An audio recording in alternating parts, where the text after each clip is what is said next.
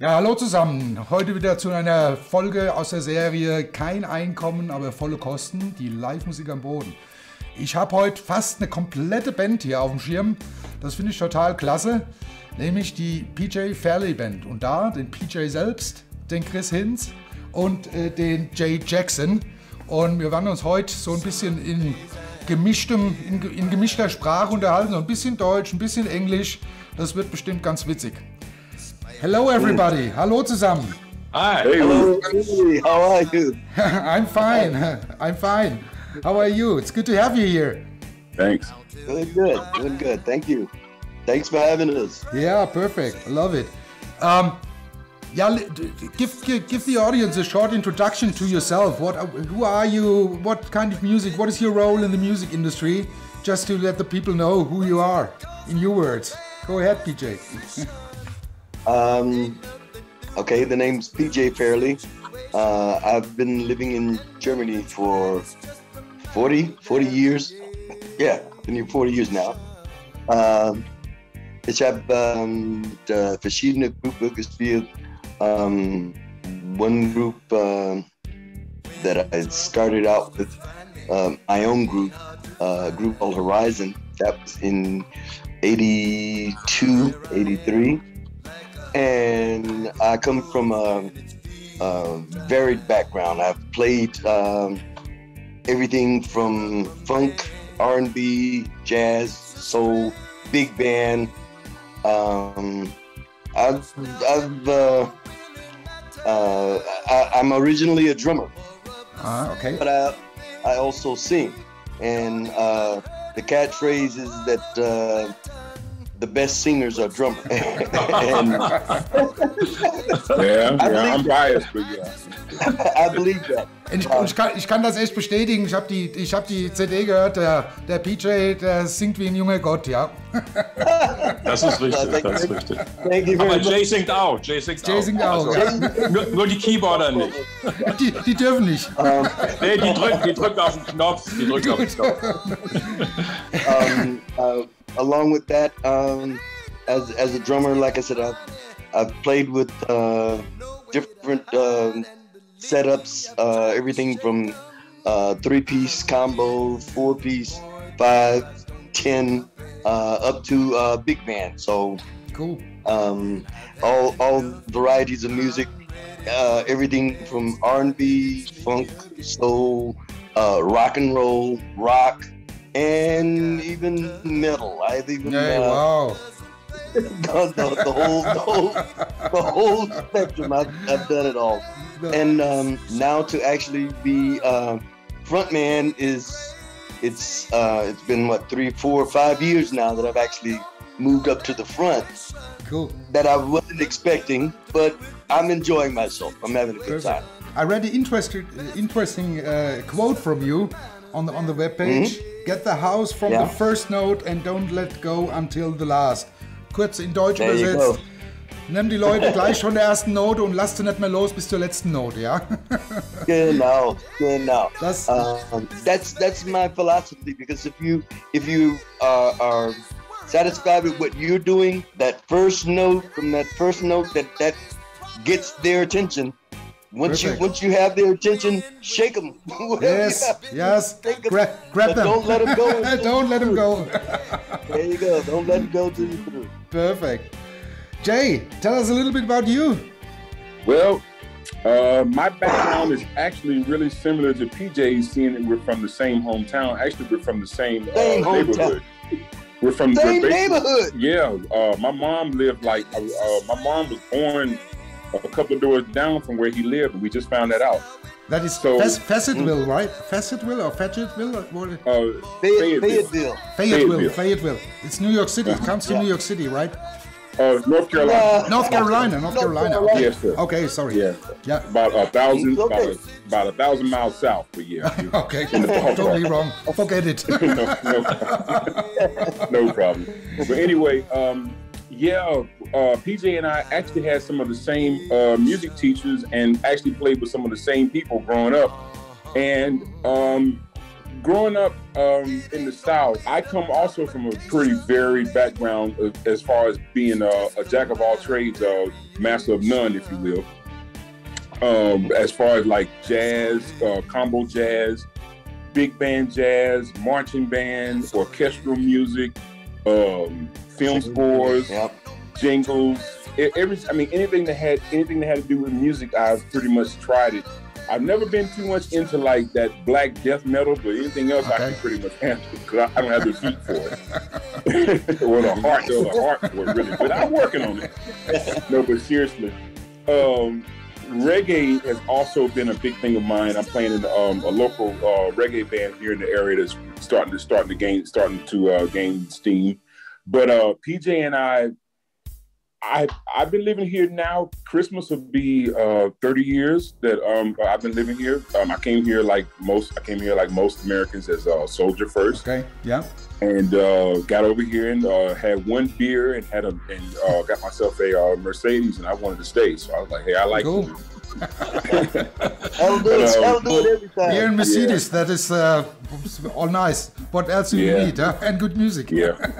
But PJ and I met 2015?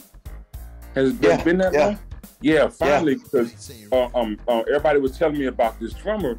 Yeah, man, there's a guy, man, from Fayetteville, and he played with the band called Chocolate Buttermilk. I was like, Chocolate Buttermilk? I'm sorry for those guys too.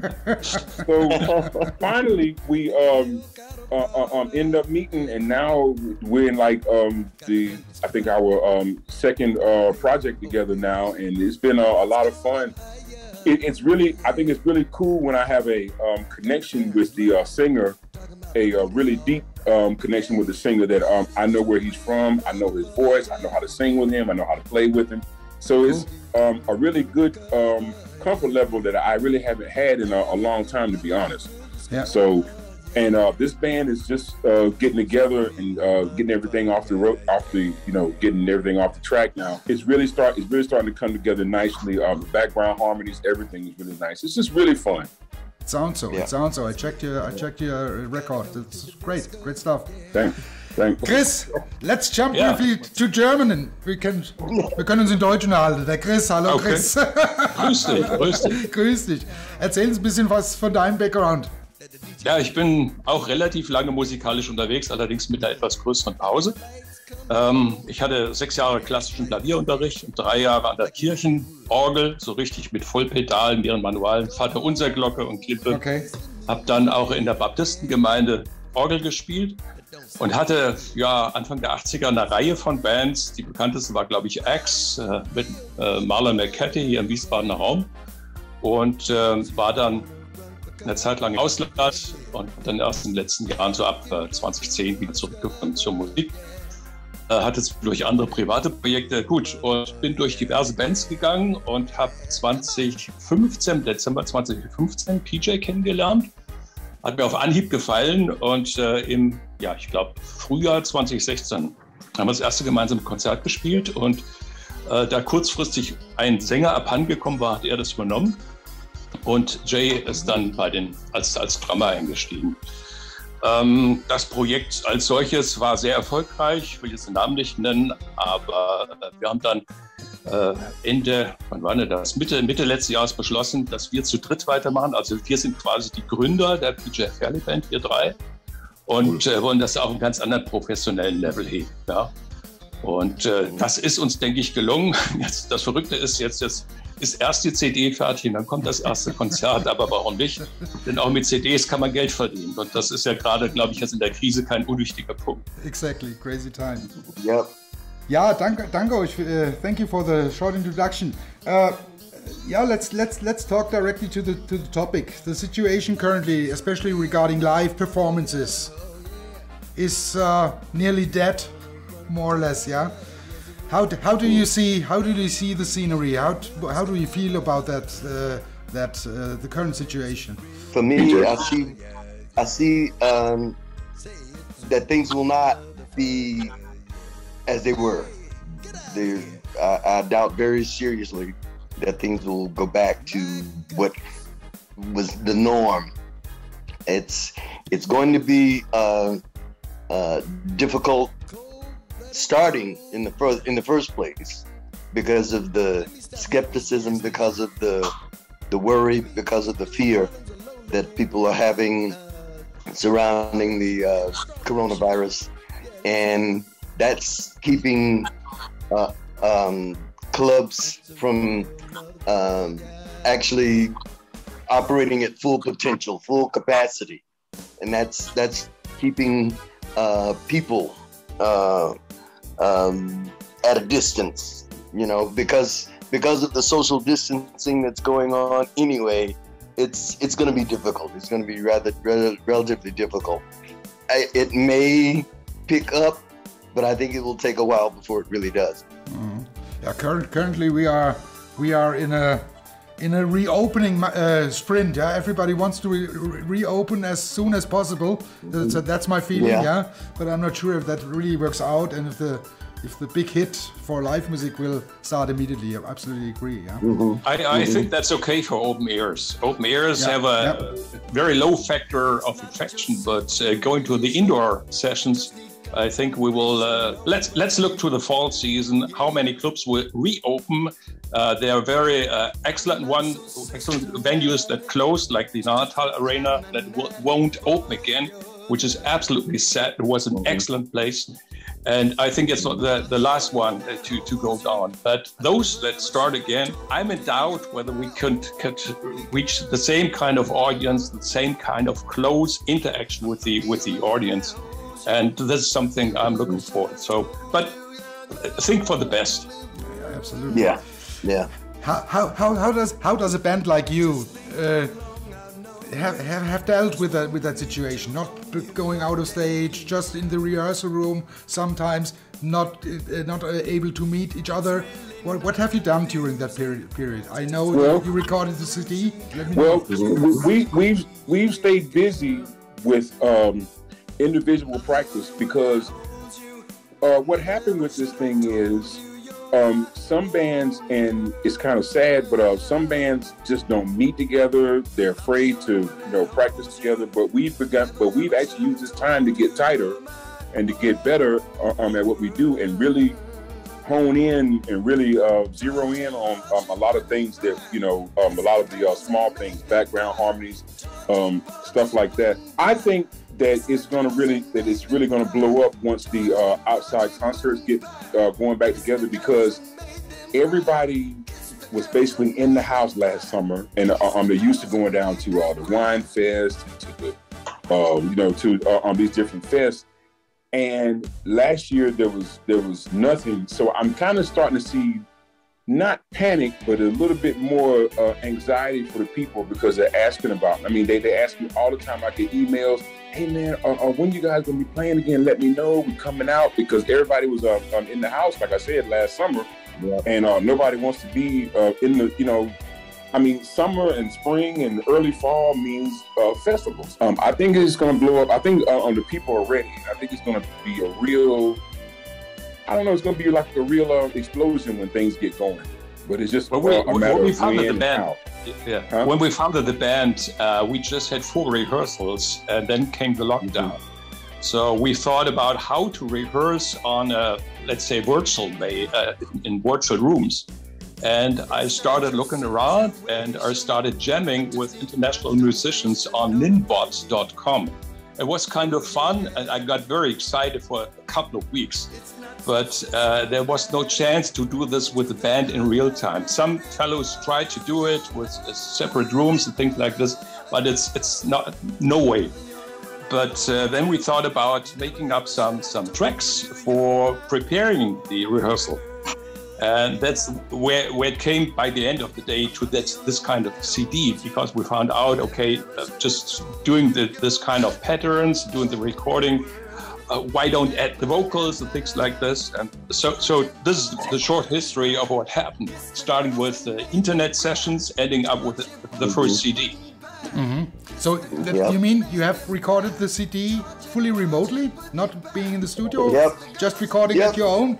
Oh, tell me about that. Give more experience on that. What was the experience about that? That's interesting. Chris would do musical. He would lay down tracks. Okay. He laid down tracks.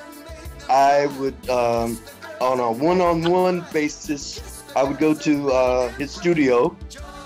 We would listen to and record my vocals. Mm-hmm. And then when the situation got pretty heavy because I wound up with COVID twice. Okay. Okay. So when the situation got that heavy, we decided, okay, maybe we can do this remotely. And Chris told me about an online recording program. And I started playing with that through our band helper program. The tracks were there. All it needed was for my vocals to be put on and other instruments to be added into, and we wound up doing the editing and doing the remix. And I said, "Well, wait a minute, this is sounding pretty good." That's great, that's great, that's great. And the more we did it, the better it got. Ja. Perfekt. Also Leute, ihr seht, ihr müsst nicht immer alle auch physisch zusammen sein. Heutzutage geht das alles auch vieles remote, ja. Finde ich echt interessant. Wusste ich nicht so, dass ihr da das komplett remote gemacht habt. Super, gute Idee, yep. Perfekt. Yep. Yeah. Virtual formats for live music. There was a lot going on, online concerts, virtual formats, streaming concert. What are your thoughts on that? What do you think? Is that the future? Yeah, it's a necessity for right now. Okay. And I don't think that it's going to be a permanent thing to actually replace concerts or anything like that. It's just it's just really a outlet for musicians to show the people that we're still around, that we're still doing stuff. We miss people really badly. I mean, yeah. I miss being on stage. I really do. Even for a year, I mean, it just feels like sometimes as a player, it feels like you're paralyzed, you know, and you just can't do anything until you heal. But we're just getting it together because I think that whoever is the sharpest knife when everything gets back, when everything comes back to normal, whoever's been sharpening up their blade is going to be the one that's going to be doing the cutting, and that's what we're doing. We're really getting tight, really getting everything sharp. So it's a blessing and it's a curse in a way.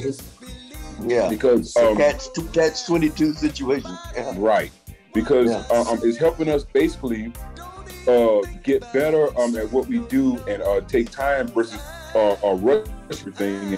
Trying to get everything done fast. And so on a technical level, as far as us developing technical stuff. For me, getting into triggering and doing all this other technical stuff that I didn't have time to do before. Now I can make the sound better, and I think all of us are pretty much doing that. So I would like to add two more aspects. I had 2 streaming sessions with another band last year. One was some more or less live stream, which allowed to enlarge the audience. For those people not being present, they could log in live. And another one, we were playing all just for us in a dark hall, and it was kind of not even boring. It was just like a rehearsal where we did applaud, and it was kind of frustrating. This kind of streaming, where you don't see the audience, where you don't have the feedback, don't have the interaction with the audience. But I would like to add the second aspect. It's killing the business, because if you deliver concerts for free, the people stay at home. Okay, they get their food, whatever, being brought at home, but by delivery services, and they just stay at home. They don't come to the concerts anymore. And if it's even for free, you have no income.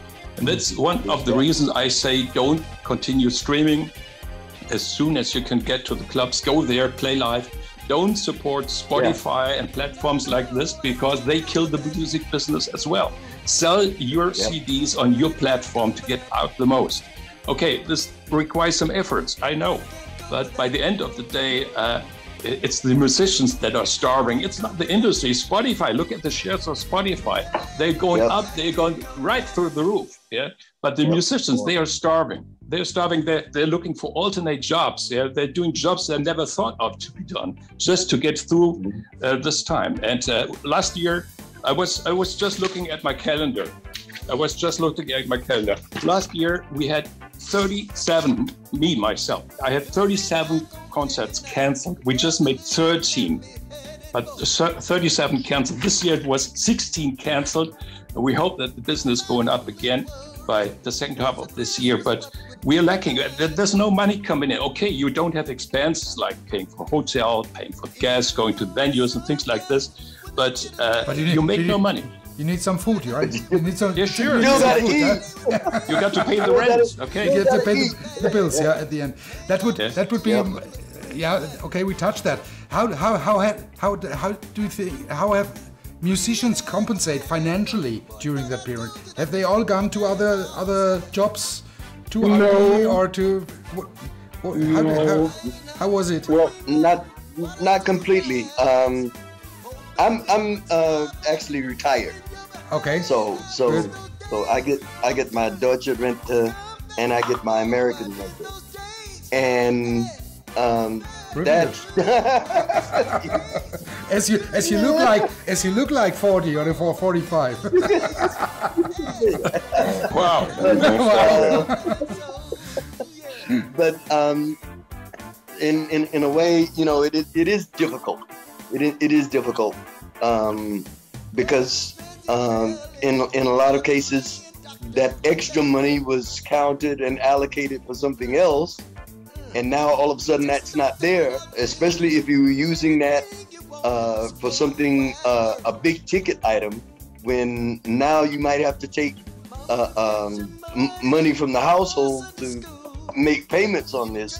You know, that makes things kind of difficult. Back talking about the streaming and the online streaming and all that I find is a killer, because it does take away from the artist the actual energy of the artist. The artist has this energy that he wants to give to the crowd, and if there's no crowd there to give it to, what do you do with it?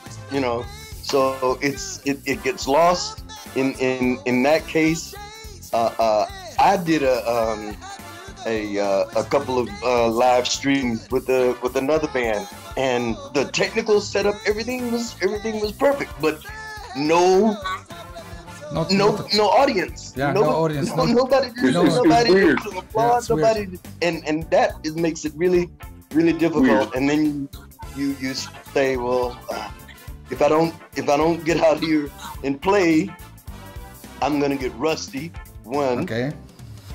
I'm gonna lose the fan base that I have. Number two, and number three, anything that I was able to do before, because of the extra income, I can't do anymore. Well, Uli, one thing I found out was you can still do studio work even in your own house. Mm-hmm. We have there's electronic. There are like electronic music platforms that you can join, and people send me tracks sometimes, and I'll take it and put it, and I'll take it and drag it and drop it into Logic, and then record the drum form, edit it and everything, mix the drums and everything, and send it back to them, and they send me money. Part of this thing is you kind of have to reinvent yourself a little bit. Okay. To make things work, versus saying, oh, there's no gig, so we just I'm just gonna sit home and drink beer and cry. No. There's a lot of others. Well, I am gonna drink beer, but I'm not gonna cry. And cry. But seriously, but there's a thing of basically where they say necessity is the mother of invention. Invention. So Yep. when you need to do something, you kind of change. And you have to be a little bit more open-minded to what's going on. Everything changes, and all this music always moves in cycles. So it's going to be a point where I think everybody starts to see, okay, I got my laptop, I got my DAWs and everything that I can record with, send me tracks, and we just do it like that. As far as streaming, real quick, I think there are actually some pluses to streaming. I'm not necessarily one to go and stream a whole show, but if you can stream certain clips of yourself, playing, not like a whole set or 3 sets, things like that, but just, I think you can market yourself that way, as far as, for marketing purposes, right? Mm-hmm. Right. Where people can see you. Not just this thing of where you go and make a nice demo and they never see you, but they just hear you. Now they can see you and hear you. But to kind of caveat on to what Chris said, I don't really like the whole let's stream a concert and everybody pays by PayPal if they want to do it. Nah, that's kind of hokey. And doing these video clips is another thing we did during this crisis. If you keep in mind that we started with zero fans on internet. We made up an Instagram account. We placed the first photos there. We said, okay, there will be a band coming up, and then we started making short clips, 59 seconds only, with audio.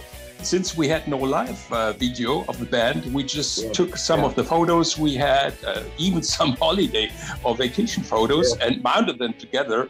And now you can look at the internet page. We got, I think, more than 220 fans or followers right now, and even more than 400 on the Facebook page. This band didn't exist last summer, and starting from scratch, having now a base of 450 fans without one concert. Fantastic. Without one concert. That's crazy. That's crazy. Fantastic. Haven't played one note live. That's fantastic, guys. But I mean, that is also a commitment to the audience. We have to deliver something. Sure, we do. We can't wait. We can't wait. The only thing stopping us is this damn virus. Which is because I can't say it. I just can't say it anymore. I just call it it's a nightmare. C word. I can't hear it any longer. And I can tell you that is my last episode in that series. Then we'll do something different. I cannot hear any longer the C word, the COVID word. Okay. I want to, before we go further, I want to give a shout out and acknowledge 2 people that aren't here. That's our guitar player, Mr. Paul Hilger. This guy is phenomenal. Cool cat. young light. Really great guitarist. Young. He's the youngest guy in the band, and that's great. I like that. He's born 1992. I read that. He's born 1992. I got here in 1991, so I got here before he was. I'm almost. And also our bass player. Hayo Zitzkowski. Hayo and I have known each other and played with each other off and on for 35 years. Okay. So we played in 2 or 3 different other formations. And when I was looking for a bass player, something said, call Hayo. And I called him and I said, hey, would you like to do this? We're doing this, and this. And his first thing was, sure, let's do it. Cool. And excellent bass player, gives Jay the kind of drive that he needs. Exactly. Gives me the kind of push I'm listening for, and couldn't ask for better music between those 2 and these 2. All right. Perfect. Gonna be great. So the two missing guys feel welcome in absence. Great guys, great fellows. Yeah. Cool. Let's talk a little bit about the future of your band. What's coming? What is coming? What are your plans? Assuming that we will overcome maybe in the summer that crazy C see shitty word, yeah? See shitty situation. We won't mention it. We won't mention it by name. Yeah, we won't call it by name. What are the plans? When can we hear you live the first time? So far, scheduled right now is the 6th of June. Oh, wow. That's very soon. That's very soon. Yeah, that's like 2.5 weeks. Beer Garden, Nikolsmühle in Weiterstadt. In Weiterstadt. Ja, okay.